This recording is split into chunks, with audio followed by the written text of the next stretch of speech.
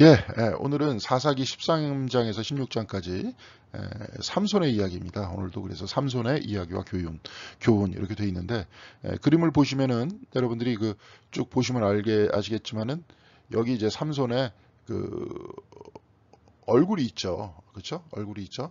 그래서 이제 이게 뭐 이상하네. 예, 잘못했습니다. 다시 보겠습니다. 예.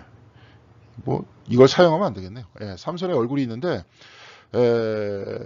지금 그 머리가 짧죠, 그렇죠? 이미 머리가 잘렸습니다. 잘린 상태에서 삼손이 지금 체포되는 그 모양이죠. 그 모습을 지금 그려내고 있는 겁니다. 삼손의 힘이 머리에서부터 나왔다, 머리털에서부터 나왔다. 우리는 상식적으로 이렇게 알고 있겠지만 사실은 좀 더 깊이 읽으면은 그 단순한 머리털에서 나온 건 아니죠. 그렇죠? 이 머리털이 길다는 것은 나름대로의 어떤 뭡니까? 나시린. 이게 잘못됐네요. 뭐가? 예. 예. 자, 다시 보겠습니다. 네. 그게 이제 길다는 건 뭐냐면 나시린의 규정이잖아요. 나시린. 나시린의 규정인데 그 머리털이라는 것들은 나름대로 경건을 뜻하죠. 그 왜 경건을 뜻하느냐? 자기가 삭도를 대지 않은 상태에서 그 머리가 길러진 만큼, 이따 이제 민수기에서도 볼 겁니다.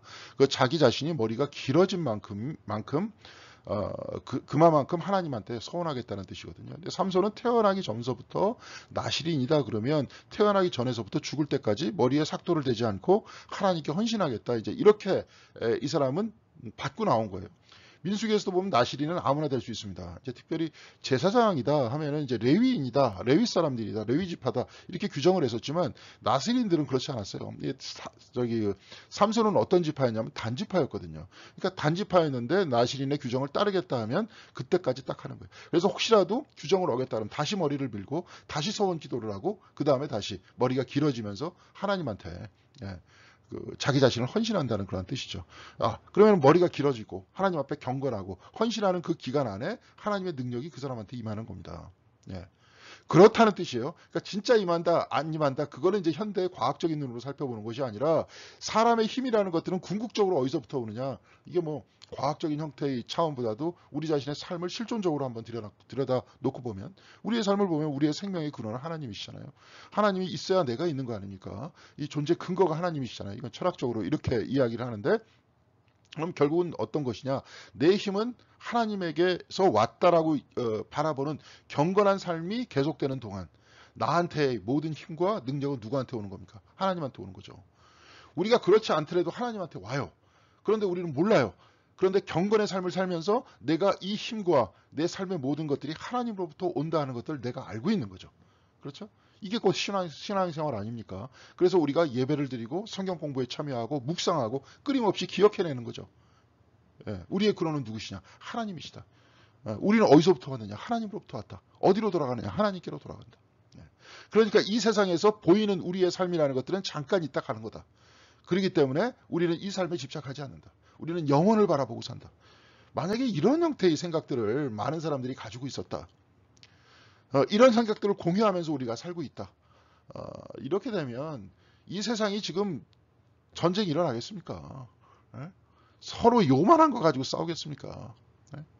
지금 이제 대선 때 돼가지고 이제 뭐 대통령이 이제 서로 하겠다라고 지금 이합 집산 일어났습니다. 막 서로 난리가 나요. 근데 만약에 우리가 끝을 향해서 바라볼 수 있는 힘이 있다. 저거 어차피 5년 후에 끝난다. 그리고 돼 있는 그동안에 힘을 굉장히 많이 가지고 있다. 뭐 대통령이 가지고 있는 그 인사 문제 한 뭐 그렇다 그러더라고요. 그 인사권에 한 그 2만 개 정도. 국내 한 2만 개 정도의 직장을 왔다 갔다 하게 할 수 있다. 자기가 2만 명을 임명할 수 있다는 거예요. 그만큼 힘을 가질 수 있다는 거죠. 그렇지만 거기서 그런 힘이 부럽기도 하지만 내내 또 시달리지 않습니까? 보면은 어차피 정당 정치 들어가고 민주주의 들어가니까 반대파들이 분명히 있잖아요. 항상 야당이 있고. 그러니까 이제 이런 것들을 좀 살펴보면서 우리가 진짜 추구해야 될 거, 우리가 정말 해야 될 일이 무엇이냐, 우리가 무엇을 위해 살아야 될 것이냐, 이런 걸 보면 별로 이렇게 세상의 것에 집착하지 않겠죠. 우리는 영원하신 하나님 안에서 정말 우리가 뭐 이 우주가 생겨난 지가 137억 년 전이라 그러는데 그 이전엔 뭐가 있었느냐? 시간이 있기 전에. 그런 시간이 있기 전에서부터 시작해서 그 137억 년이라는 인간이 상상할 수조차 없는 어마어마한 시간과 앞으로의 무한의 시간을 우리는 바라보면서 하나님과 동행하면서 살겠다. 예, 이런 마음을 가지고 있는 신앙인한테 세상에 눈에 보였다 사라지는 것들이 뭐가 중요하겠습니까? 예, 그런데 이제 애초롭게도 우리는 그렇지 못하죠. 그렇지 못하기 때문에 이 육을 입고 있는 인간이기 때문에 세상의 것에 집착하다 보니까 이런 문제가 생겨나는 거죠. 그렇죠? 그러니까 나시린의 규정, 머리가 길었을 때 하나님의 능력이 온다고 하는 그 이야기는 우리가 우리의 모든 힘과 우리의 모든 삶이 하나님으로부터 온다 하는 그런 결단이었다는 거예요. 그렇게 이게 인위적으로 머리에 삭도를 깎고 그 다음에 불경건한 생활을 했었을 때 하나님과 단절된다 하는 모습들을 삼손을 통해서 보여주는 거죠. 그래서 그럼 우리가 궁극적으로 어떻게 살아야 하느냐, 하나님과 동행하는 삶을 살아야 한다 하는 것이 삼손의 이야기의 교훈입니다. 오늘 그 이야기를 한번 찾아봐서요. 짧게 삼손의 힘의 원천, 뭐 삼손에 관계된 그 이야기들, 진짜 뭐 삼손이 여인 때문에 마치 멸망했다 이렇게 얘기했지만 진짜 여인 때문에 멸망한 것이냐 그런 모습도 한번 규명해 보겠고요. 그리고 또한 삼손이 중간에 뭐 사자를 죽인 다음에 그 안에 죽여가지고 나중에 며칠 후에 보니까 그 안에 벌집이 생겼더라. 그래서 거기서 꿀을 먹었다. 과연 그런 형태의 우리가 잘 이해할 수 없는 이야기들이 몇몇이 있는데 거기에 따르는 신학적인 이야기들이 무엇이고 영성적인 이야기들이 무엇인지 한번 살펴보면서 오늘 이야기를 마칠 수 있도록 그렇게 하겠습니다.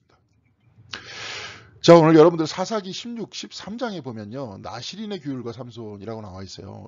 이제 오늘 이 부분에 13장 2절에서부터 5절까지의 말씀을 제가 이렇게 읽을 건데요. 13장 2절에서부터 5절까지의 말씀 말고 민수기 제 6장에도 나시린의 규정에 대해서 기록되어 있는데 그 이야기가 과연 어떤 얘기인지 한번 살펴보겠습니다. 자, 소라 땅의 단지파의 자손 중에 미노아라는 이름하는 자가 있었더라. 여러분들 이제 저번 시간에 혹시 기억을 하시면 알겠지만 입다라는 사람의 이야기를 할 때 여기서 보세요. 소라 땅의 단지파라고 이야기가 나오죠. 근데 입다라는 사람의 이야기를 할 때는 어느 사람이라 그랬습니까? 입다라는 사람은 지파가 나왔어요? 지파 안 나왔어요? 그 사람 어디 태생이었다 그랬습니까? 길르앗 태생이었다 그랬죠. 그렇죠? 길르앗이라는 이 장소는 어디라 그랬어요? 므낫세 반지파와 에브라임 지파. 여기서 도망한 사람들이 길르앗에 들어갔었다. 근데 그 입다라는 사람의 어머니가 누군지를 아는데 아버지가 누군지를 모르잖아요. 왜? 기생이었기 때문에. 그러니까 이 사람은 어느 사람이다? 길르앗 사람이다. 그러면서 지파 이름을 대지 않았던 겁니다. 그렇지만 그런 사람인데도 불구하고 하나님께서 들어 쓰셨고 이스라엘의 사사로 쓰셨다는 거죠. 태생은 내가 내 뜻대로 되는 게 아니지 않습니까? 뭐 입다가 그렇게 태어나고 싶어서 태어났습니까? 그럼에도 불구하고 하나님께서 글을 쓰셨다는 거예요. 이게 굉장히 중요한 얘기인데 여기서는 이제 단지파의 가족 중에 미누아라 이름하는 자가 있었다. 이 구체적으로 지파의 이름을 대죠. 그러면서 단지파, 결코 크지 않은 지파인데 그런 지파입니다. 그의 아내가 임신하지 못함으로 출산하지 못하더니 이런 얘기는 많죠, 그렇죠? 여기서도 뭐 모세, 예레미야의 탄생, 후에 세례 요한과 예수의 탄생 이렇게 보면은 알 수 있겠고 예레미야 같은 경우에는 복중에 짓기 전에 내가 너를 지었다. 모세는 경우는 뭐예요? 남자아이들은 다 죽여야 되는데 뭐예요? 어렵게 거기서 태어난 그 아이죠. 또 우리가 대표적인 사람이 여기서는 기록해 있지 않지만 사무엘이잖아요. 그러면서 한나라는 그 어머니가 아이를 낳지 못해서 계속 괴로움을 당하고 있는 그러한 모습이잖아요. 그러면서 아이를 낳았다는 거예요. 자, 아이를 낳았다 하는 그러한 뜻은 무엇이겠습니까? 그러면 모세가 이렇게 했다. 어렵게 태어났다. 예레미야는 복중에 생기기 전에 하나님께서 이미 점지하셨다. 이미 아셨다. 점지하셨다가 아니라 이미 아셨다. 세례 요한도 마찬가지로 어머니가 굉장히 나이가 많았잖아요. 예수의 탄생은 뭐예요? 처녀가 잉태했다. 이런 이야기죠. 이 모든 과정들을 다 살펴보면 근원은 다 누구시라는 겁니까? 하나님이에요. 우리가 정상적으로 태어났다고 해도 하나님께서 주셔야 태어나는 거 아닙니까? 그냥 우리가 그냥 일상적으로 과학이라는 건요.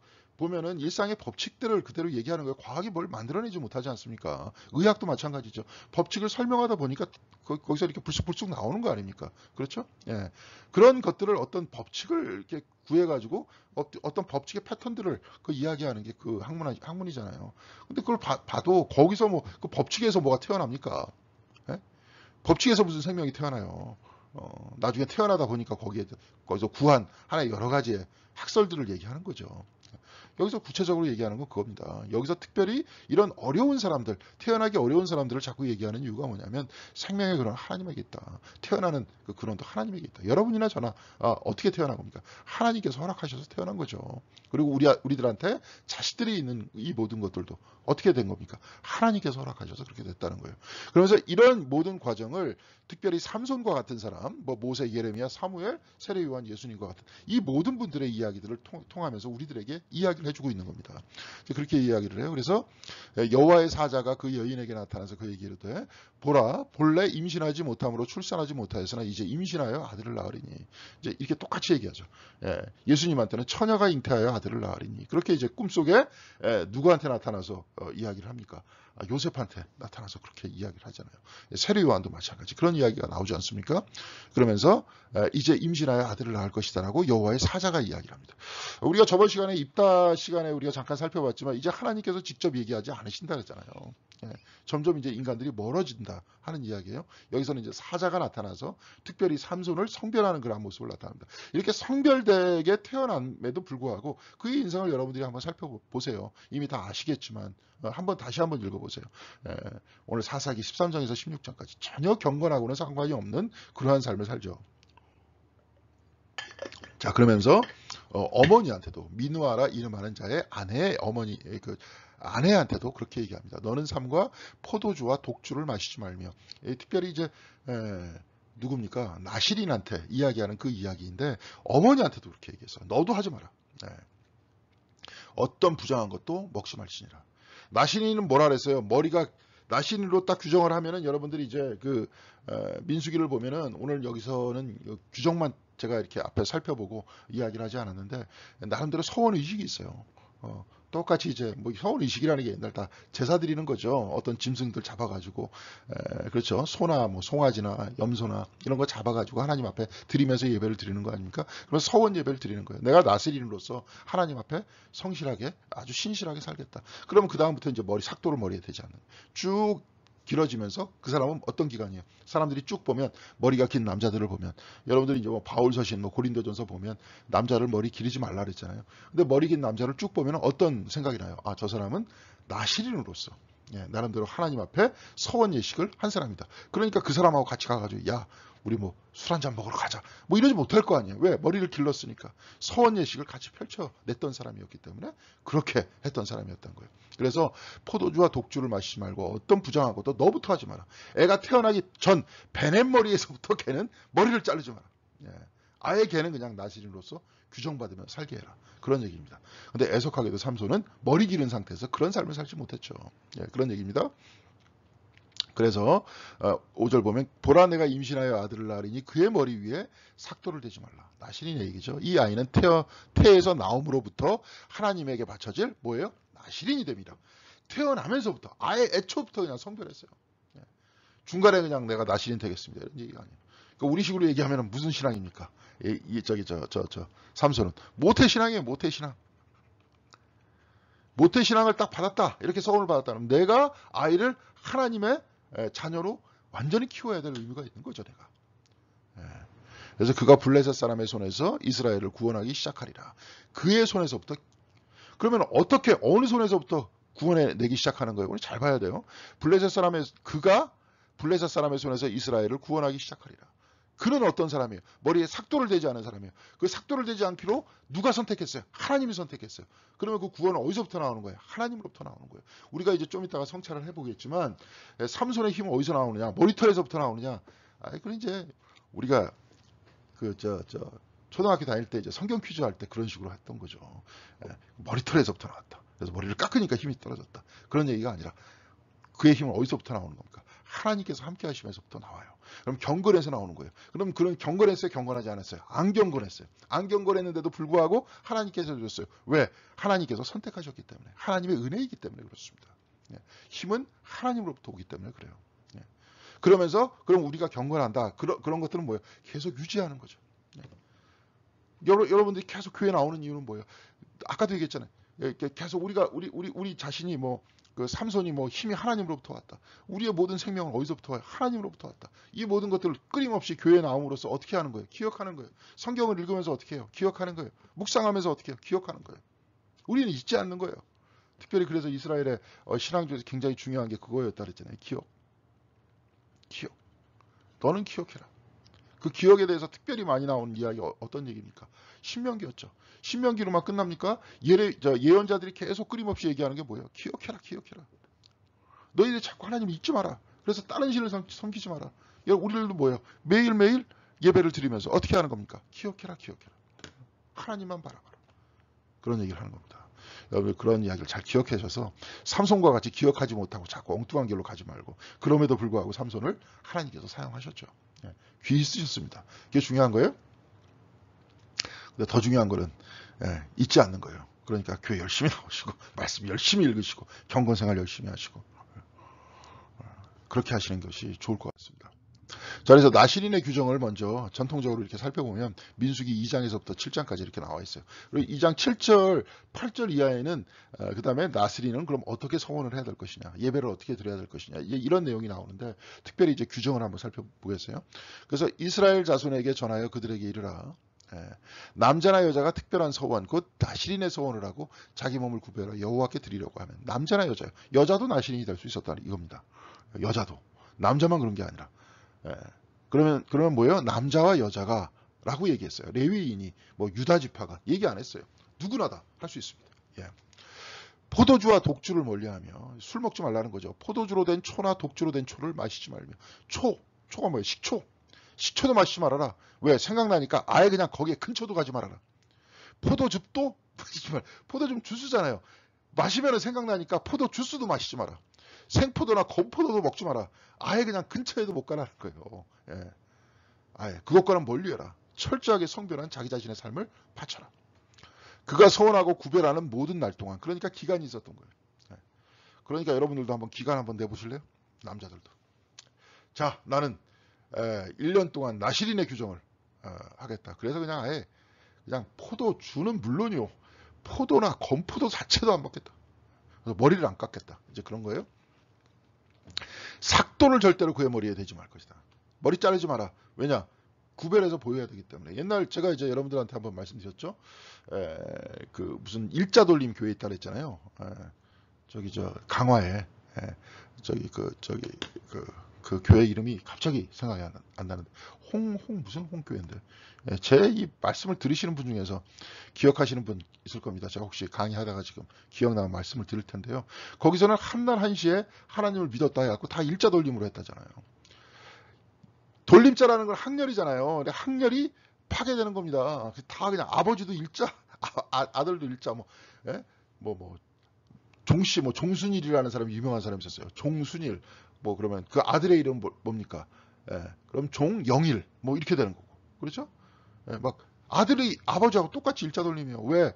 우리가 학렬이 중요한 게 아니라 하나님으로부터 한날 한시에 우리가 하나님을 믿었다. 정말 에카르트적인 그 입장 안에 딱 들어보면 하나님 안에서는 시간이라는 게 없다. 오로지 다 현재밖에 없다. 하나님의 현재 속에서 내가 태어났고 하나님의 현재 속에서 아버지도 태어난 거죠. 내가 현재 있는 바로 그 순간, 아버지와 내가 현재 있는 그 순간은 동일하죠? 안 동일합니까? 여러분들이 교회에 딱 나와가지고 같이 예배를 드리는 그 순간, 나이에 상하가 있습니까? 없습니까? 없어요. 내가 그 현재에 참여하는 바로 그 순간은 똑같잖아요. 하나님은 그래서 항상 현재라는 거예요. 하나님의 시간은 항상 현재라는 거예요. 그래서 에카르트는 그런 얘기를 했죠. 하나님의 시간으로 하나님을 바라본다. 하나님의 시각으로 세상을 본다. 하나님의 이 현재의 시간 안에서 세상 전체를 본다. 그럼 이 세상 전체는 뭐예요? 쭉 보면은 내 생각 속에서 저기 꽃이 쭉 피면은 저 꽃에서 씨가 자라나가지고 쭉 자라나가지고 피고 지금 이렇게 꽃이 폈겠지. 그래가지고 좀 지나면은 저희가 열매가 맺히겠지. 그거는 생각하는 겁니다. 그건 내가 생각하는 거예요. 지금 현재 꽃이 펴 있잖아요. 그냥 있는 그대로 그 모습만 보는 겁니다. 그러면 꽃이 펴 있는 현재 속에서 꽃이 딱 펴져 있다. 이렇게 보면 여러분들은 어떻게 보는 거예요? 이 세상은 끊임없이 하나님이 어떻게 하시는 거예요? 펼쳐나가시는 거죠. 끊임없이 현재 속에서. 끊임없이 펼쳐나가시잖아요. 무슨 말씀인지 아시겠어요? 늘 펼쳐주세요. 아까도 얘기했잖아요. 내가 태어난 것도 하나님의 은혜고 저 꽃이 피는 것도 하나님의 은혜예요. 아무리 과학자들이 계산해가지고 저 몇 월 며칠 언제 꽃이 필 것이다. 계산하면 뭐에 꽃이 안 피면 그냥 그만이죠. 그렇지 않습니까? 제가 한번 그 말씀 한번 드렸습니다. 저 우찌무라 간조가 얘기했듯이 하나님은 사실로 역사한다고. 예? 있는 그들의 사실이요 법칙으로 역사하시는 게 아니라. 그러니까 우리가 아무리 법칙 따져도요, 있는 그 현상, 지구가 돌아가는 거, 그래갖고 봄, 여름, 가을, 겨울 돌아가는 거, 이 모든 것들은 뭐예요? 하나님의 은혜예요. 자, 이렇게 은혜롭게 돌아가고 있는데 지금 인간이 생태계를 파괴하고 있다? 이건 뭐예요? 은혜에 저항하는 거 아니에요? 그러니까 그게 뭡니까? 그래서 그게 죄인 거죠, 죄. 예? 원자력 발전소, 죄예요, 아니에요? 즉 끊임없이 이산화탄소 만들어내는 거 죄예요, 아니에요? 근데 그 왜 만들어내겠어요? 예, 인간의 욕망 때문에 그렇잖아요. 네? 굉장히 큽니다. 인간의 욕망이라는 게 쉽지 않아요. 이번 주에 주일 설교하면서도 보니까 프로이드 특별히 좀 공부하면서도 보니까 인간이 에로스의 그 욕망이 있대요. 그럼 뭐 프로이드가 막 성에 대해서 막 얘기하는데 그건 뭐냐? 그 사람이 얘기하고 싶은 건 뭐냐? 죽지 않으려는 거예요. 생에 대한 집착이에요. 그러니까 성이라는 이야기를 하는 거지. 근데 말년에 그가 얘기하는 건 따라토스에 대한 그 욕망도 있다는 거예요. 죽음에 대한 욕망도 있다는 거예요. 삶이라는 것들이 끊임없이 힘들기 때문에 아예 죽어가지고 그냥 사라지는 거. 이렇게 이런 거 겪지 않는 거. 거기에 대한 욕망도 강하다는 거예요. 이 두 가지가 묘하게 아주 모순적으로 결합되어 있다는 거예요. 인간은. 그 욕망이 워낙 크기 때문에. 전쟁 얘기하는 사람은 거기서 전쟁 일으키고 그것 때문에 사람 죽이고 이게 엄청나게 커요. 그러니까 사람은 끊임없이 자기를 살펴봐야 되겠죠. 근데 그 살펴보지 못하면 못 봐요. 인간은 끊임없이 큰 문제가 나오면 자꾸 자기를 객관화시키기 때문에 이거는 이제 나중에 이야기하겠습니다. 특별히 이제 이번에 이슈는 그거예요. 죽음에 대해서 얘기할 때 항상 인간은 객관적이 된대요. 프로이드 말은. 죽음에 대해서 얘기할 때마다 객관적이 된대요. 그러니까 자기는 안 죽는다고 생각해. 죽음은 남의 일이라고 생각해요. 자기 부모가 죽을지라도. 근데 이것이 나의 이야기임을 자기가 사무치게 알았을 때 결국 성경에서 이야기하는 거예요. 예수님의 죽음이 남의 얘기가 아니에요. 남의 얘기가 될 때는 그건 나한테 안 와닿지. 근데 저게 나의 얘기가 될 때, 삶과 죽음이 나의 얘기가 될 때, 죄인이다라고 얘기하는 게 남이 죄 얘기해서 필요 없어요. 나의 얘기가 될 때, 그때 나를 발견하고 그때 하나님과 만나는 겁니다. 하여튼 뭐 그거는 이제 나중에 한번 이야기할 수 있도록 하고요.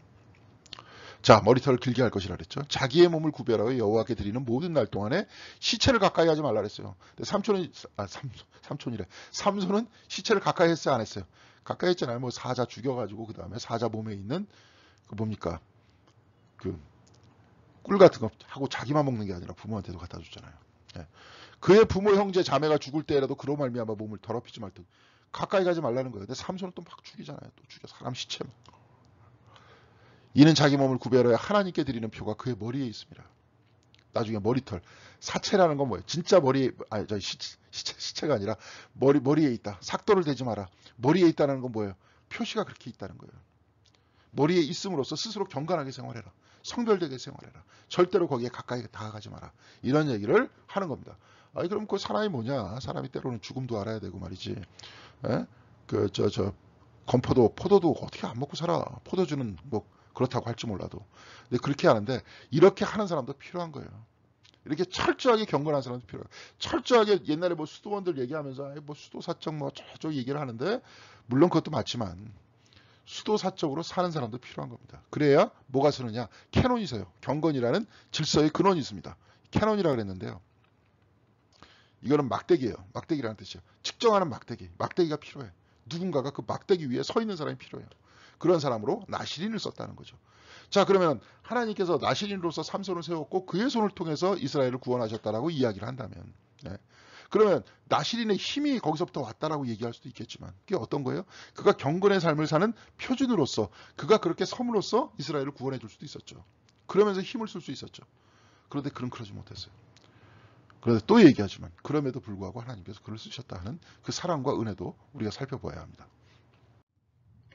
그래서 삼손의 강한 힘, 삼손의 몇몇 가지 힘을 이제 이야기하겠어요. 그래서 이제 뭐 저쪽 그리스 신화에는 무슨 헤라클레스 같은 사람이 있었다.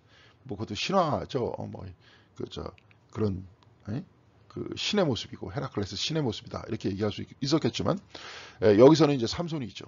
가장 강력한 힘을 가진 사람이 있습니다. 그런데 가만히 보면 삼손의 힘이 사람으로부터 나오지 않았다 하는 것들이 여호와의 힘이 그에게 임했다 하는 모습도 나타내기도 하지만 또 삼손이 뭐 저 블레셋 사람을 죽일 때 무슨 창으로 뭐 찔러가지고 죽이고 뭐 어쩌고저쩌고 뭐 칼로 죽였다 이런 얘기 안 나오잖아요. 뭘로 죽였습니까? 뭐 턱뼈로 죽였다. 턱뼈는 턱뼈지 턱뼈로 사람 어떻게 죽입니까? 해봐야. 그럼에도 불구하고 그렇게 나왔다 하는 건 어떤 얘기예요?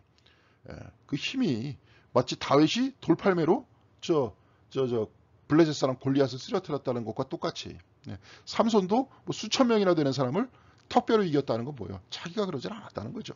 하나님께서 그 근원이었다는 거죠. 그렇죠? 생명에. 삼손이 그의 부모와 함께 딥나에 내려가 딥나의 포도원에 이른즉 젊은 사자가 그를 보고 소리를 지르는지라. 여호와의 영이 삼손에게 강하게 임하니 그가 손에 아무것도 없이 제일 중요한 게 여호와의 영이 삼손에게 강하게 임하니 좀 이따 이걸 살펴볼 겁니다. 그 사자를 염소 새끼 찢는 것 같이 찢었으나 자기 행한 일을 부모에게 알리지 않았다. 찢는 것 같이 찢어갖고 죽였어요. 나실인이 그럼 돼야 안 돼요. 그러면 안 되지. 사체 옆에 있으면 돼야 안 돼요. 안 되지.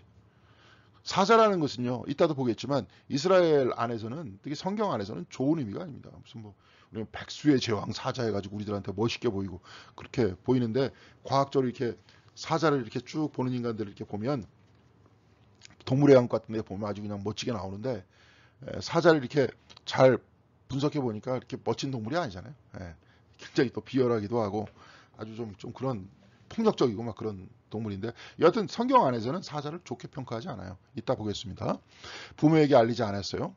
삼손이 가서 여우 300마리를 붙들어서 나중에 이제 저 블레셋 그쪽에다가 불을 지르는 거예요. 불을 지르는 이유가 뭐냐면 그 블레셋 여자하고 결혼을 하거든. 그래서 거기서 축제를 잔치를 딱 베푸는데 거기서 삼손이 수수께끼를 내죠. 수수께끼를 내는 게 이제 그 사자에 관계된 수수께끼죠. 그렇죠? 수수께끼를 쭉 내니까 블레셋 사람들한테 그래서 맞춰봐. 그러니까 못 맞추죠. 못 맞추는데 이제 거기서 이야기를 하죠. 그럼 너희들 이제 옷들 다 가지고 와. 그러면서 옷 액수를 이제 쭉 얘기하죠. 쭉 얘기를 하면서 너희들이 맞추면 내가 너희들한테 그 옷을 주고 너희들이 맞추지 못하면 너희들 옷 가져와. 한마디로 그런 거예요. 그렇게 쭉 얘기를 하니까 이게 아무리 봐도 못 맞추겠거든. 그러니까 삼손이 그냥 너희들 이게 말도 안 되는 수수께끼 낸 거예요. 한마디로. 수수께끼 말도 안 되는 수수께끼를 이 사람들한테 쭉 낸 다음에 맞추면 너희들 뭐 가지고 와. 안 맞추면 내 거 줄게. 이게 요즘 말로는 뭐 어떤 거냐면은 한마디로 그냥 폭력적인 거죠. 삼손이 힘세니까.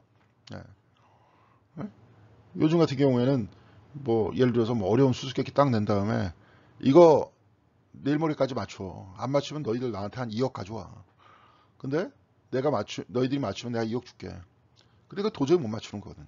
그럼 이제 한 이틀 기다리면 2억 나한테 들어오는 거다. 근데 이런 형태의 말도 안 되는 불평등한 수수께끼를 낼 수 있는 그 근거는 뭐냐? 내가 힘이 있으면 그렇게 할 수 있겠죠. 그죠?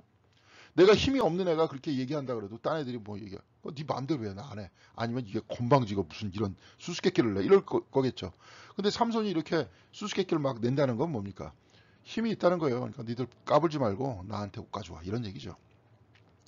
그러니까 이제 해도 안 되겠거든 이게. 그러니까 뭐라고 얘기하냐면 삼손 부인한테 가가지고 이제 블레셋 사람이라고. 그러니까 여기 첫 번째는 이름이 안 나와요. 삼손을 거쳐간 여자가 세 명이 나옵니다. 뭐 삼손과 데릴라 해가지고 이 여자가 데릴라인 줄 알지만 이 여자는 그렇지 않아요. 첫 번째 부인이었다가 나중에 블레셋 사람들한테 죽죠. 아버지한테 다 죽습니다. 아버지한테가 아니라 아버지와 딸이 둘 다 죽어요. 그러니까 삼손의 장인과 자기의 부인이 같이 죽는다는 거죠.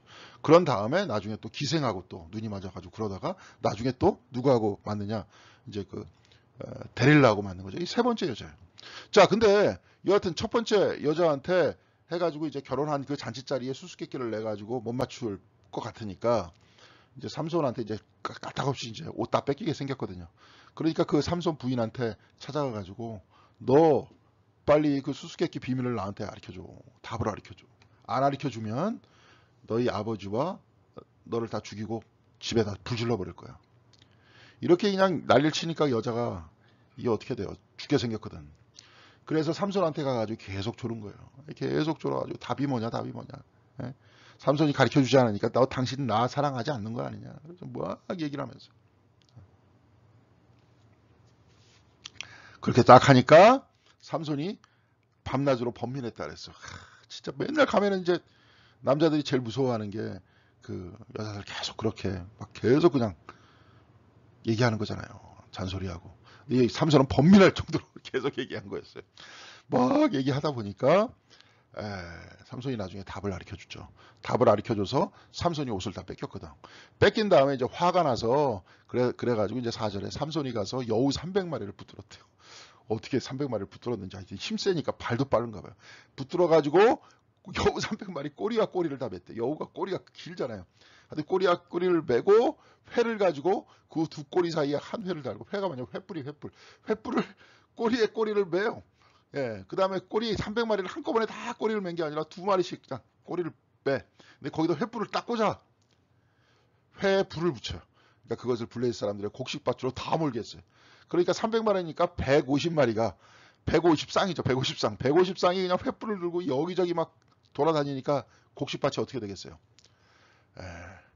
모여들어서 곡식당과 아직 배지 아니한 곡식과 포도원과 감람나무를 싹 다 그냥 살아버렸던 거예요. 엄청난 힘이죠. 그래서 블레셋 사람들이 이르되 누가 이 일을 행하였느냐 하니 사람들이 대답하되 딥낫 사람의 사위 삼손이니 장인이 삼손의 아내를 빼앗아 그의 친구에게 준 까닭이라. 이제 여기서는 이제 또 그렇게 얘기하죠. 그러니까 삼손이 막 그렇게 얘기한 다음에 이제 삼손이 또 화를 내가지고 얘기하거든요. 아버지, 나 내 친구한테 그 부인 보내버렸어요. 옷 뺏기니까 그냥 부인한테 보내버린 거예요. 보내버려서 제가 아까 이제 빼먹은 얘기가 있었는데 나중에 삼손이 또 부인한테 친구한테 그냥 보내버린 다음에 나중에 장인한테 또 찾아가가지고 또 부인 어디 있느냐, 자기가 줘버려 놓고 홧김에, 그러니까 네가 줘버리지 않았느냐 친구한테, 너 우리 집 들어오지도 마, 이런 식으로 얘기하니까 이제 삼손이 화가 난 거죠. 그러니까 자기 옷도 뺏겼죠. 부인도 딴 데로 갔죠. 그러니까 이제 지금 막 여우 꼬리에 불 붙여갖고 저 난리를, 꼬리에 불 붙인 게 아니라 횃불 꽂아가지고 저 난리를 치니까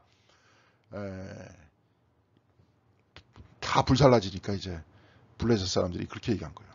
그래서 블레셋 사람들이 올라가서 그 여인과 그의 아버지를 불살랐다 그랬잖아요. 하여튼 잔인한 인간들이죠. 다 죽였던 거예요. 삼손의 첫째 부인이 이렇게 죽었어요. 장인도 이렇게 죽고 블레셋 사람들에 의해서. 삼손이 그들에게 이르되 너희가 이같이 행하였은즉 내가 너희에게 원수를 갚아야 말이라. 이렇게 얘기해서 블레셋 사람들의 정강이와 넓적다리를 크게 죽이고 내려가서 에담 바이틈에 머물렀더라. 여기 여러분들이 이 모습 때문에 안 보이는데 에담 바이틈에 이렇게 도망가갖고 숨었어요. 옷이 다 뺏겨가지고 주요 부위만 가린 상태에서 블레셋 사람들의 정강이와 넓적다리를 크게 쳐서 죽인 다음에. 근데 삼손이 뭐 무기를 들었다는 소리 없죠. 크게 쳐서 죽였다 그랬어요. 자, 그러니까 이게 뭐예요? 사자도 죽였죠. 무슨 뭐 그저 여우 뭐 이렇게 잡아가지고 이렇게 죽였죠. 뭐 블레셋 사람들 또 죽였죠. 아주 힘이 넘치는 거죠. 삼손이 그래서 이렇게 숨었는데 여기서 이 아이가 빠졌는데 여러분 잘 알죠. 유대 사람들한테 가가지고 삼손 잡아와. 안 잡으면 너희들 다 죽일 거야. 블레셋 사람들이 이렇게 얘기하죠.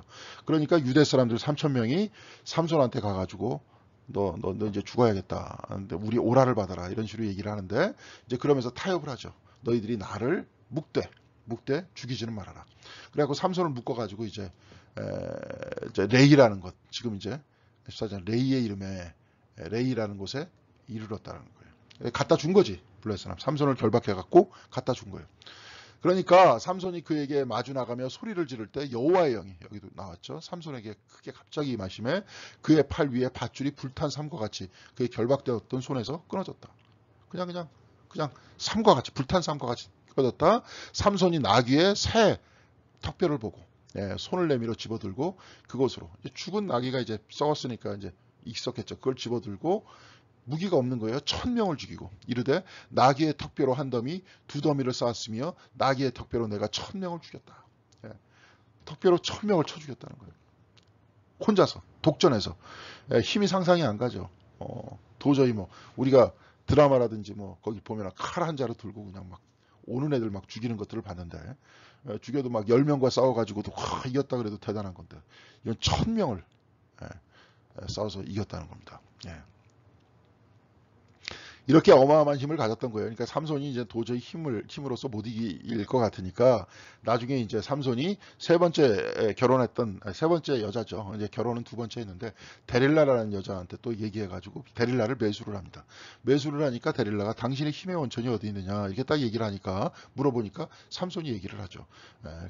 뭐 처음에는 뭐다 하면서 딴 걸로 다 속이는데 데릴라가 계속 추근되니까 나중에 또 번민하면서 견디지를 못하고 내 머리에서 나온다. 그래가지고 이제 삼손이 머리가 다 잘려가지고 그 다음에 거기서 그냥 눈이 다 먼 상태에서 블레셋 사람들한테 잡혀가가지고 하나의 하여튼 놀이객감이 되는 거죠. 거기서 그냥 뭐 연재맷돌을 돌리고 사람들 앞에서 놀이객감이 되고 그러다가 나중에 삼손이 어떻게 됩니까? 그 양 기둥을 다 무너뜨려서 기둥을 무너뜨려서 뭡니까?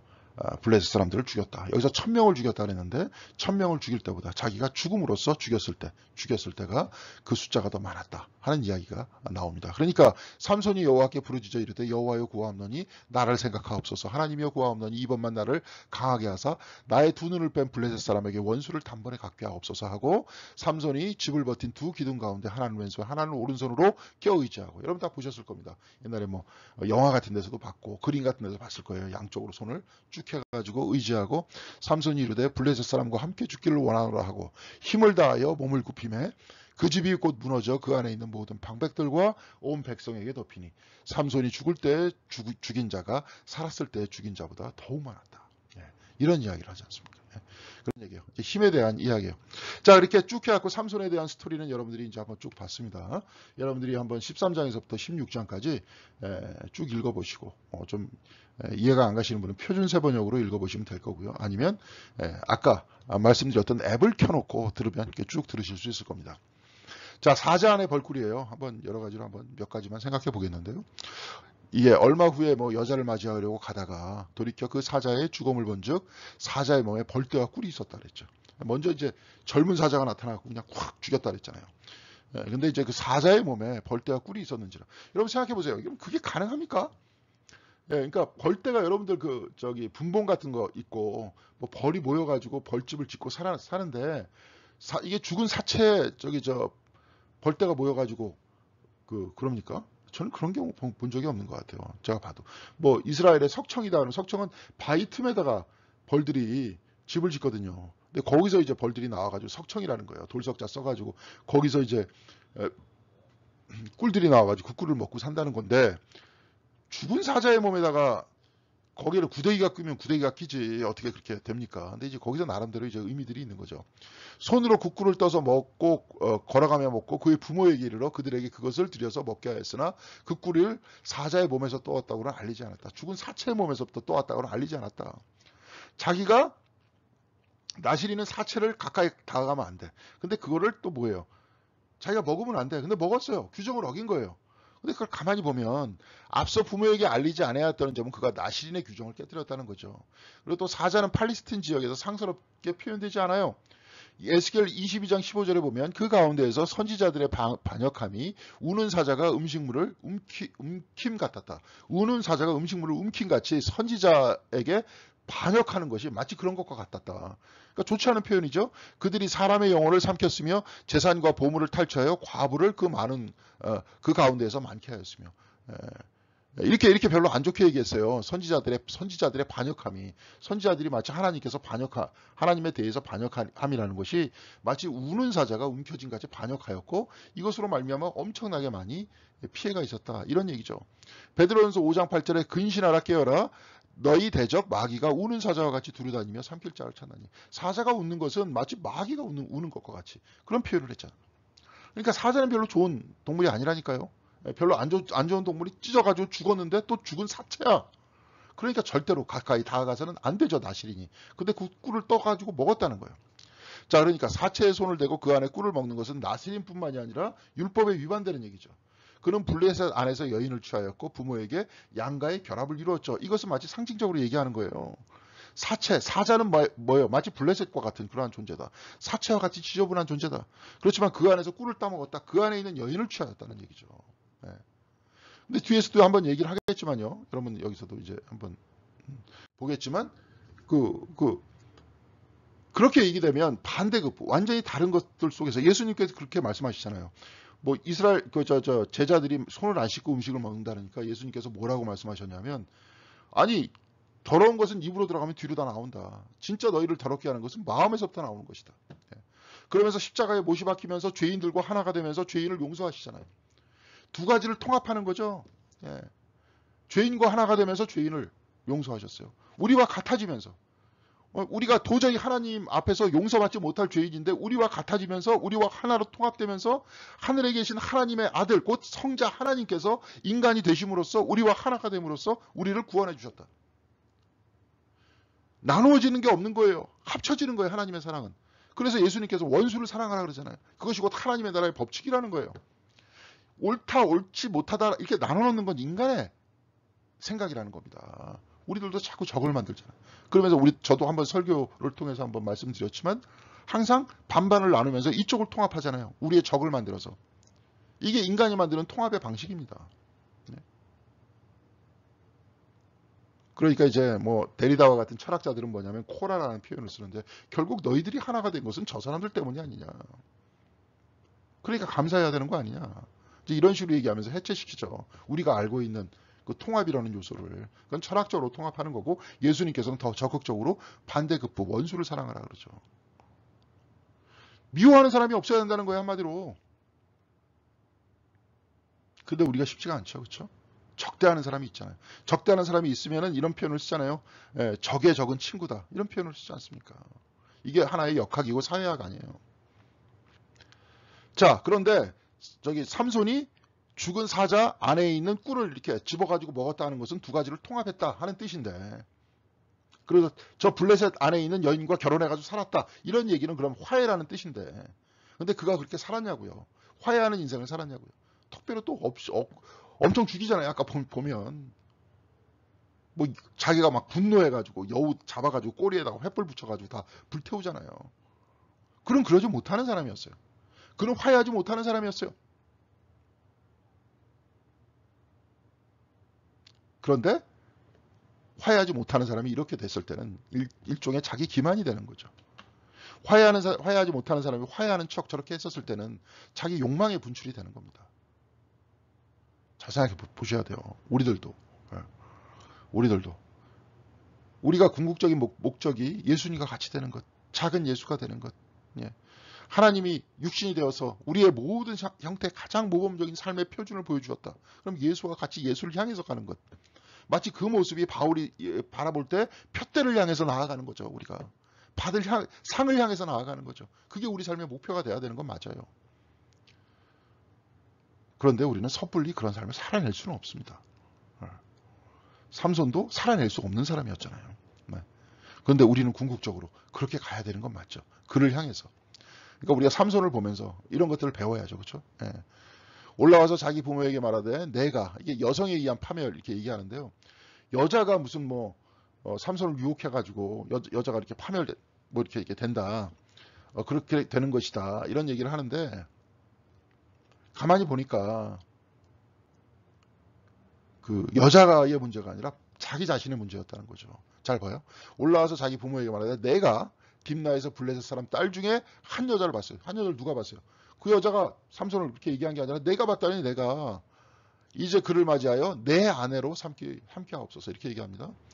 그의 부모가 그 얘기를 해대 내 형제들의 딸들 중에서나 내 백성 중에서 어찌 여자가 없어서 내가 할례 받지 아니한 블레셋 사람들에게 가서 아내를 맞이하느냐, 이런 얘기를 하죠.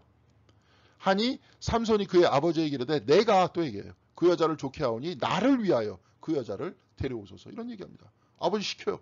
데려오소서. 내가 좋아한다. 내가 좋아하면 끝이지. 여자가 삼손을 파멸시킨 게 아니었다는 거 아닐까요? 삼손이 자기가 선택한 거예요. 그렇게. 근데 그렇게 선택해서 블레셋 사람들과 평화협정을 좀 맺고 협정대로 살고, 그래서 블레셋 사람들, 이스라엘 사람 못 괴롭히게 만들고 이스라엘 사람들이 하나님께 예배드리게 하고 자유 없게 하고 잘 화합해서 살아나가게끔 만드는 그런 상황 속으로 들어갔느냐? 그게 아니었죠. 그러면 저기 블레셋 사람들을 몰아냈느냐? 그럼 몰아내기 위해서는 어떻게 해야 돼요? 아까도 얘기했지만 섣불리 통합에 대해서 얘기하면 안 돼요. 데릴라 같은 사람, 이런 블레셋 사람 아내를 맞이하면 안 된다는 거예요. 근데 또 여기서는 또 그런 제스처를 쳐. 그럼 뭐야? 내가 그 여자를 좋아하고 나를 위하여. 이렇게 얘기하죠. 자기 자신의 욕망에 못 이기는 거 아니에요, 지금. 자, 일곱째 달에 이제 그 삼손이 이제 수수께끼를 냈습니다. 결혼식 때. 일곱째 날에 이르러 그들이 삼손의 아내에게 이르되, 그들은 누구냐면 블레셋 사람들이에요. 삼손의 아내에게 이르되 너는 내 남편을 꾀어 그 수수께끼를 우리에게 알려달라 하라. 그렇지 아니하면 너와 내 아버지 집에 뭐예요? 불살이라. 나중에 이제 불살라 갖고 죽죠. 이 여인이 아버지하고. 너와 내 집을 다 불살릴 것이다라고 위협하니까 이 여인이 이랬던 거예요. 원래 악했던 여인이었기 때문에 이 사람이 그랬던 거 아니라. 자, 이게 또 이게 왜 기생에 이제 눈에 맞추는 겁니다. 또 예, 이게 보면은 그가 내려가서 그 여자와 말하니 그 여자가 삼손의 눈에 들었더라. 이게 15장일 겁니다. 15장. 그 여자가 죽은 다음에 자기 부인이 죽은 다음에 또 어떤 여자와 말하니 또 그 여자가 삼손의 눈에 들었대. 여기 16장 얘기하죠. 16장. 삼손이 기사에 가서 한 기생을 보고 그에게로 또 들어갔대. 그에게로 들어갔다. 이 뜻은 뭐냐면 성적인 표현이에요. 예. 또 그 이후에 삼손이 소래골짜기에서 들릴라라 이름하는 여인을 또한 사랑했다. 아까도 얘기했지만 3명이라 그랬죠. 기생. 아까 먼저 블레셋 첫 번째 부인은 이름도 안 나와 있어요. 세 번째 부인은 뭐예요? 세 번째 부인은 아니죠. 한 기생을 보고 그냥 들어갔다 그랬으니까. 세 번째 여인은 누구예요? 들릴라라 이름하는 사람이었다. 이렇게 얘기하죠. 예. 자, 그래서 블레셋 사람의 방백이 그 여인에게 올라가서 그에게 이르되 또 이유가 있는 거예요. 삼손을 꿰어서 무엇으로 말미암아 그 큰 힘이 생기는지 그리고 우리가 어떻게 하면 능히 그를 결박하여 굴복할 수 있는지를 알아보라. 그리하면 우리가 각각 은 1,100개씩을 내게 주리라. 이렇게 얘기하죠. 자, 그럼 모든 형태의 악의 근원은 누구예요? 블레셋 사람들이죠. 꿰어서 이야기하는 거죠. 그러면 블레셋 사람들이 그렇게 이야기하는 그 이유가 뭐예요? 삼손과 적대한 거죠. 삼손과 등을 진 거죠. 그렇죠? 그럼 삼손은 아까 사자 안에서 꿀을 얻어가지고 양쪽을 통합할 수 있었어요. 좀 이따 얘기할 겁니다. 예. 블레셋 사람들 사이에서 여인을 데리고 와가지고 같이 결혼하면서 양자를 화해시킬 수 있었어요. 근데 그렇게 안 살았다 그랬잖아요. 그러면서 갈등했다 그랬잖아요. 예. 예. 그러니까 갈등하니까 이 사람들은 삼손을 죽이려고 그러겠죠. 삼손이 자꾸 죽이니까. 삼손의 힘을 못 당하겠으니까. 그러니까 여성을 통해가지고 여성을 통해서 꿰잖아요. 근데 그 여성은 누가 찾은 겁니까? 삼손이 찾은 거잖아요. 그렇게 돌아가는 겁니다. 그래서 여인이 삼손을 유혹한 것이 아니라 나실인의 규율을 스스로 어긋나게 행동한 그 탓이 크죠. 영적인 바탕이 마련되지 않았을 때 너무나도 큰 선물, 힘과 은혜를 받은 그는 이를 주체할 수가 없었다는 거예요. 여러분들이 저기 예전에 영화 중에서 그 베테랑이라고 있잖아요. 그러니까 아주 그냥 망나니로 나오죠. 재벌 2세, 막 재벌 3세. 자기 자신의 마음이 통제되지 않은 상태에서 그 많은 돈과 권력들이 들어오니까 완전히 망나니가 되는 거 아닙니까? 마찬가지인 거예요, 삼손도. 네. 여러분 그래요, 진짜로. 네. 그래서 진짜 돈이 많은 사람들이 자기 자식들을 제대로 훈련시킬 수 있는 사람들은 그렇죠. 그렇게 고생하게 만들잖아요.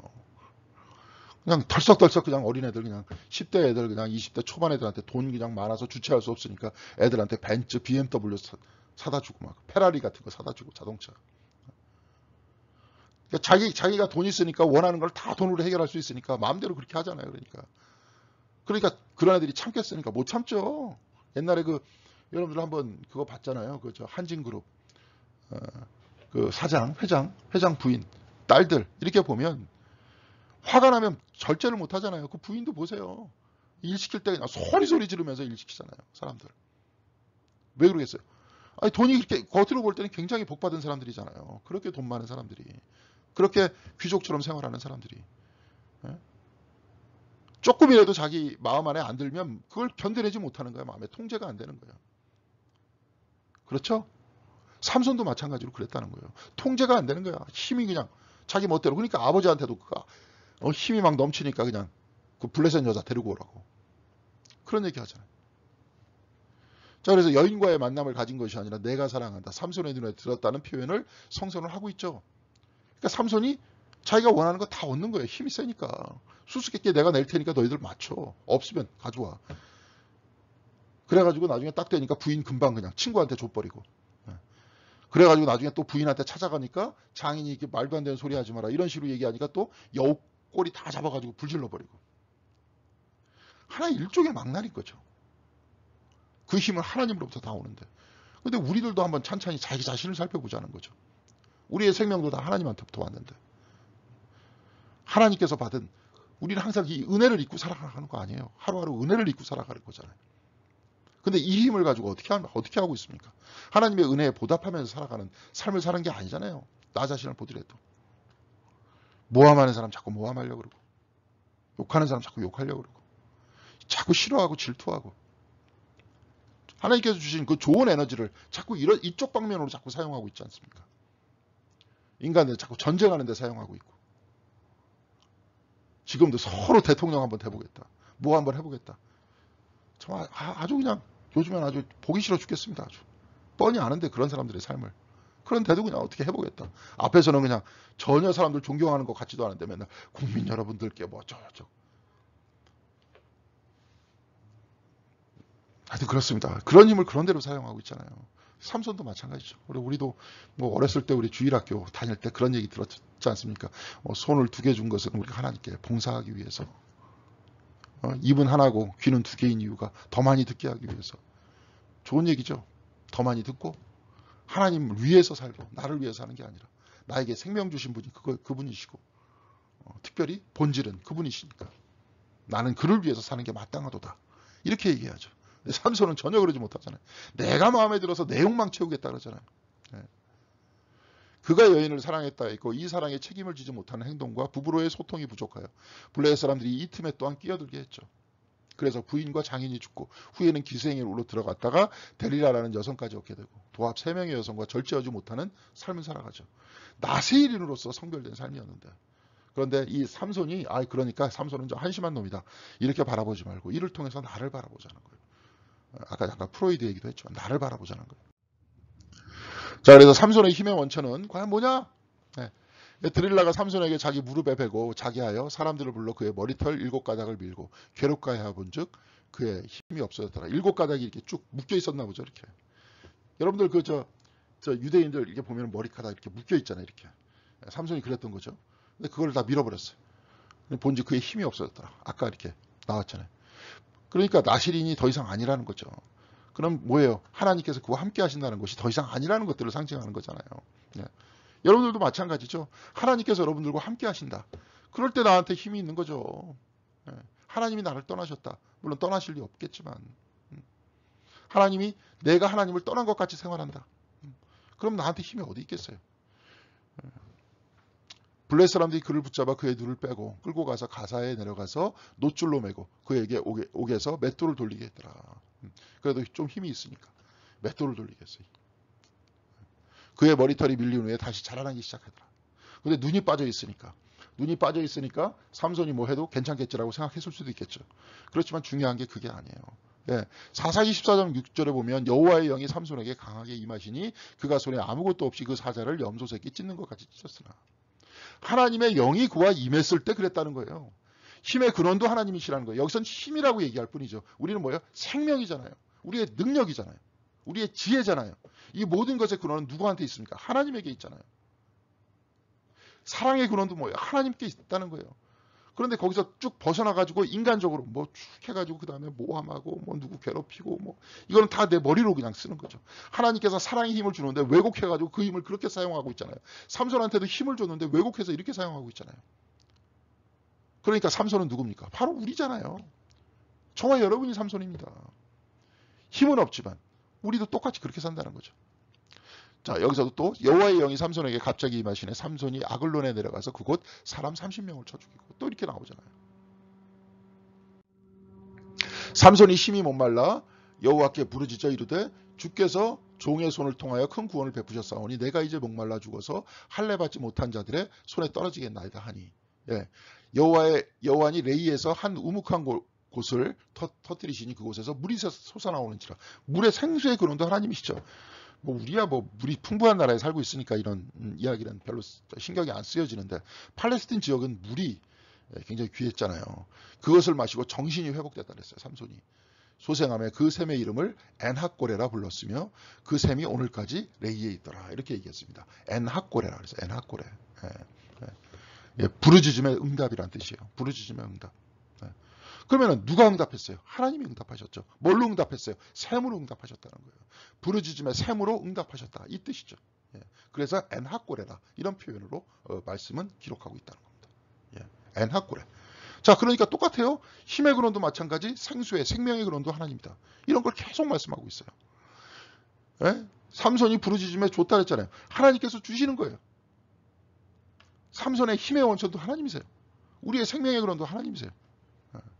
삼손이 레이엘임에 블레셋 사람들이 그에게 마주 나가며 소리 지를 때 여호와의 영이 또한 삼손에게 갑자기 임했다 그랬잖아요. 아까. 그렇죠? 그래서 읽었죠. 이스라엘 사람들이 묶어가지고 갖다 주니까 임해가지고 그냥 당나귀 뼈로 그냥 했다 그랬죠. 그래서 삼손이 여호와께 부르짖어 이르되 나중에 죽을 때입니다. 주 여호와여 구하옵나니 나를 생각하옵소서. 하나님이여 구하옵나니 이번만 나를 강하게 하사. 누가 강하게 하는 겁니까? 하나님께서 강하게 하시는 거예요. 그래서 삼손이 나중에는 부르짖잖아요. 이번만 나를 강하게 해달라고. 자기 능력, 자기 힘이 막 있으니까 넘쳐가지고 그냥 여태까지 막 하다가 이번만 나를 강하게 해 주시옵소서. 나의 눈뺀 블레셋 사람들의 원수를 갚게 해 주시옵소서 얘기하잖아요. 우리들은 이렇게 죽이는 게 아니죠. 우리에게 능력이 생기면 이번만 나를 강하게 하사 진정으로 주님의 뜻 이루게 하여 주시옵소서. 주님의 사랑 이루게 해 주시옵소서. 이웃을 진정으로 사랑하게 해 주시옵소서. 이렇게 얘기하는 거죠. 삼손이 집을 버틴 두 기둥 가운데 하나는 왼손으로 하나는 오른손으로 껴 의지했다. 그러면서 쭉 했다. 이런 얘기죠. 그래서 에나꼬레라는 거 부르짖는 자의 셈. 외침.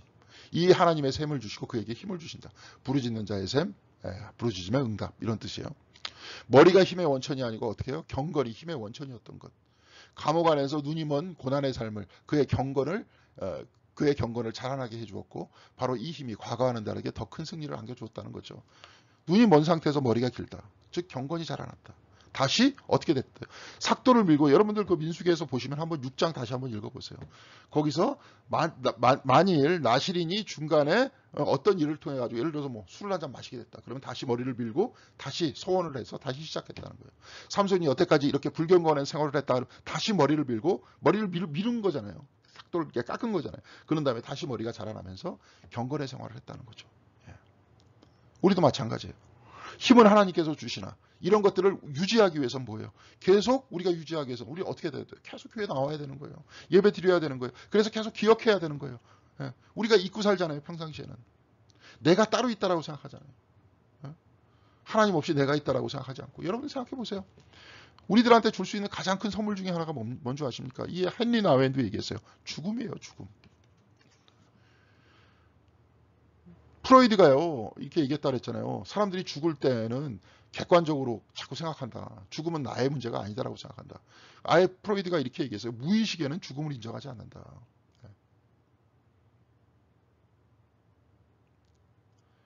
자, 그런데 이 죽음이 바로 나 자신의 것이다라고 생각을 할 때는 우리들이 이렇게 더 이상 안 살죠. 어떤 분 내가 아는 분 계세요. 지금 벌써 돌아가셨는데 그분이 아주 그냥 학벌도 좋고 그냥 사회생활도 아주 열심히 하시다가 이제 은퇴하셔가지고 근데 그분은 그걸 못 참아. 은퇴해서 예전에는 그냥 아는 사람들 사이에서 스포트라이트를 받으면서 막 사셨던 막 분이었는데 나중에 그래가지고 이제 본인 스스로가 별 볼 일 없다고 생각하다 보니까 계속 본인이 과거에는 누구를 알았다. 옛날에도 이제 일부러 이제 뭐 제 방에 들어와서 뭐 옛날 장관이었던 분, 한마디로 이대 출신 누구 장관이었던 분, 그분한테 일부러 전화하면서 뭐 아주 친한 척하고 지금 돌아가셨어요. 그렇다면 그게 다 뭐야 여태까지? 꼭 그분만이겠습니까? 다 그렇죠 우리들도. 아까 이제 예를 들어 뭐 대통령이다 뭐다. 근데 그게 다 뭡니까 그게 다? 죽으면 끝인데. 죽음 앞에서는요. 대통령이나 대기업주나 서울역 앞에 노숙자랑 똑같은 거예요. 똑같이 죽고 똑같이 끝나는 겁니다. 자, 그러니까 제 얘기가 뭐예요? 자기가 따로 떨어져서 뭔가 자기가 특이한 존재다라고 자꾸 보이고 싶어 하죠. 그러다 보니까 사람들이 자꾸 저러는 거 아닙니까? 돈 많아지려고 그러고 요즘은 몸짱이다. 뭐 얼굴도 뜯어 고치고. 네? 그런데 그게 삼손의 경우를 딱 보면 뭐예요? 힘의 원천은 누구에서 나옵니까? 하나님으로부터 나오잖아요. 그런 것들을 살펴보는 게 뭡니까? 경건이잖아요. 그런 것들을 잊지 않는다는 거잖아요. 예.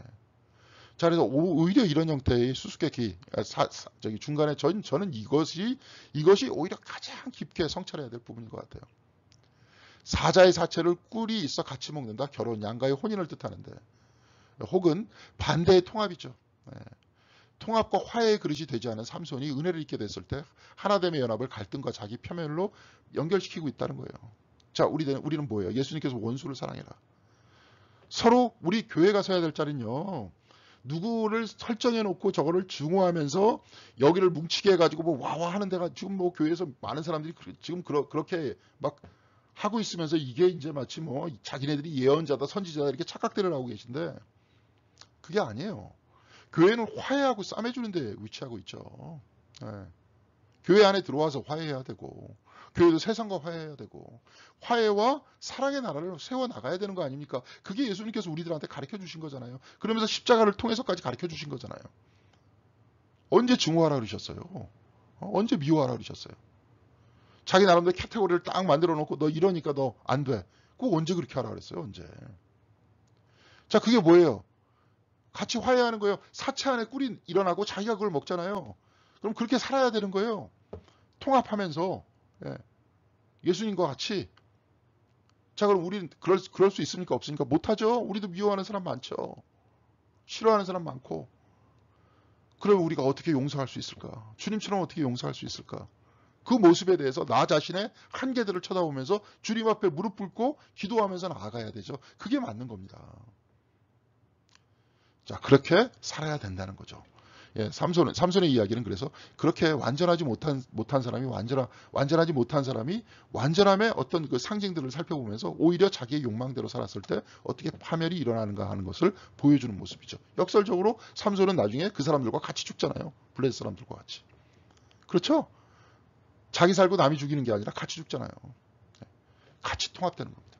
예수 그리스도께서 내려오셔서 십자가 안에서 우리와 같이 죽으셔서 죽음과 함께 있던 우리를 감싸 안고 하나님 나라로 데려가시는 것과 같이 바로 큰 사랑이라는 것은 바로 그것입니다.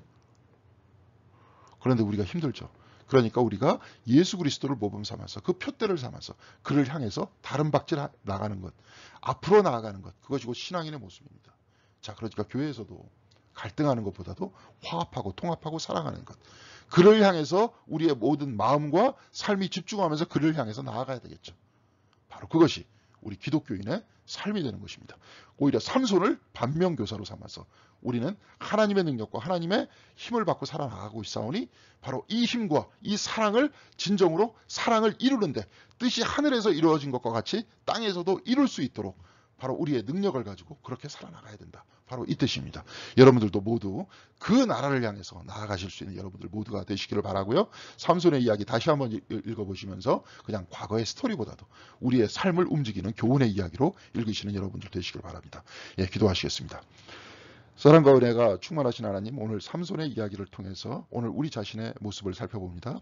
우리 힘의 근원, 우리 능력의 근원이 어디인지 하나님께서 우리에게 그 사랑으로 우리의 능력과 은혜를 부어주고 계시오니 우리가 그 능력과 은혜로서 우리의 사랑으로서 우리의 탤런트로서 바로 우리의 발과 우리의 생각과 우리의 몸을 움직여서 주님 나라 이루는 데 살아갈 수 있는 저희들 한 분 한 분 다 될 수 있도록 인도하여 주시옵시고 끊임없이 나 자신을 살피고 나 자신의 경건함 속에서 하나님만을 바라볼 수 있는 우리 공덕교회 식구들 한 분 한 분 다 될 수 있도록 주께서 은혜 내려 주시옵소서. 주께서 함께하여 주시기를 바라오며 주 예수 그리스도의 이름으로 기도드렸습니다. 아멘. 예, 여러분들 수고하셨습니다. 감사합니다.